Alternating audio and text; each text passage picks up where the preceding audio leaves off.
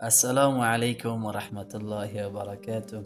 Aziz musulmonlar, biz sizlar mohi Sha'bonga qaror topganmiz. Bu mohi Sha'bon ko'p bir muborak oyda, ko'p bir bobarakat oyda ki payg'ambarimiz bu oyda ko'p jiddiy ishlagan ekan va bu oyga ko'p ibodat qilib, ko'p ro'za tutgan. Ya'ni shu mohi Sha'bondan nari mohi Ramazon keladi. Albatta endi 20 ro'zdan kamroq qolibdi mohi Ramazonga. Parvardigor hammamizni eshittirsin. Qarang, payg'ambarimiz ko'p bu oyga aytdim ro'za tutganlar. Hazrati bir payg'ambarimizdan Sirat Usama bin Zayd roziyallohu anhu deydilar otini. So'rabdiki, aytdi: "Ya Rasululloh, siz nima uchun bu mohi Sha'bonga muncha bo'la ro'za tutasizki, boshqa oylarga bu andoza ro'za tutmaysiz?" Payg'ambarimiz aytibdi, biri buki mohi Sha'bonga ko'p insonlar mohi Rajabga va mohi Ramazonga tavajjuh qilib bu oydan g'ofil bo'ladi. Va bu oyga darholiki bu ko'p katta oydir. Payg'ambarimiz aytgan bu oyga bandani a'moli balandga ketadi va Parvardigorga arza bo'ladi. Ya'ni insonning amallari bir yillik a'moli Parvardigorga arza bo'lar ekan. Va yaxshi ko'raman deb payg'ambarimiz aytdi. Amalim shunday bir holatga Parvardigorga kelsa arza bo'lsa, ki men ro'za bo'lsam deb.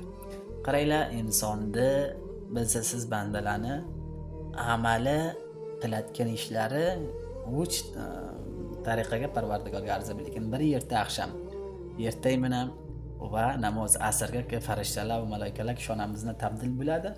Parvardigorga arza bo'ladi, insonning amali arza bo'ladi. Va ikkilamchisi haftaga har hafta ro'zoy dushanba va panshanba Parvardigorga bandani amallari arza bo'lar ekan.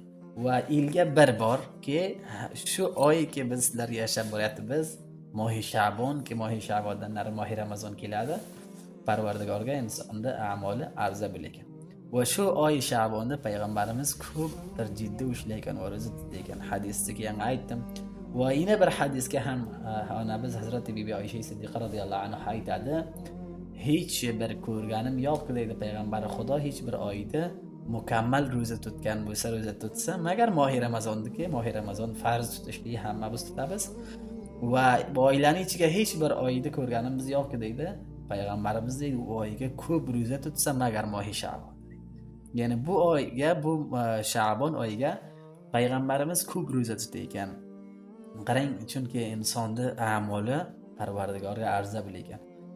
Va bu payg'ambarimizdan bu hadislar biz sizlarga bir darsda payg'ambarimiz ro'za tutib, duo qilib, ko'p tilovat, ibodat qilayotgan qabl az mohi Ramazon kelmasdan ilgari, shu dohil bo'lmasdan ilgari mohi Sha'bonga bizlarga bir ummatimiz hamma sharoitga, har sharoitga, har holatga biz siz musulmonlarni ulg'imiz Muhammad Rasululloh payg'ambarimizda va katta bir darsda biz ham bu oyga ko'shish qilsak, o'zimizni mohi Ramazonga omoda qilsak va ro'za tutsak, yaxshi ishlar qilsak, necha vazifalar borki biz sizlar qabl azinki mohi Ramazonga kirsak, bularni boyat dar nazar olib qilsak.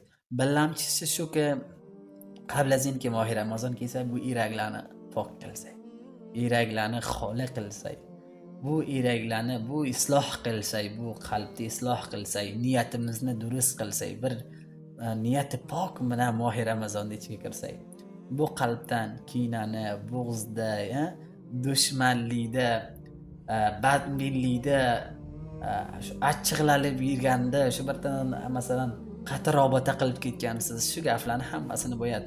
Agar xohlaysizki Alloh Mutaol u fuyuzot va barakotiki mohi Ramazonga va undan sizga nasib qilsa, sizni mustafid qilsa, past bu yuraklarni Alloh uchun xoli qilishlik kerak. Alloh uchun isloh qilishlik kerak. Niyatlarni Alloh uchun isloh qilishlik kerak, birodarlar. Qarang, o'tgan ulamolarimiz, o'tgan katta ulamolarimiz bu oy kelsa, bu mohi Sha'bonga qaltirib ekanlar. Qo'rqiykan, ranglari o'cha ekan aytgan. Nima biranta so'rasa, nima uchun undoqsiz aytgan mohi Sha'bon kelgan? Mohi Sha'bonga biz, mohi Sha'boniki a'mollarimiz Parvardigorimizga arza bo'ladi. Qo'rqamiz deganki, oy o'sha qilgan a'mollarimiz qabul bo'ldimi, bo'lmadimi deb yig'lab ranglardan ranglar o'cha ekan. Alloh taolo hammamizni tavfiq bersinki, bu qalblarni pok qilib, bir qalbi pok bilan, bir yaxshi niyat bilan mohi Ramazonga kirsak, Alloh taolo hammamizni Ramazonga eshittirsin. Assalomu alaykum va rahmatullohi va barakatuh.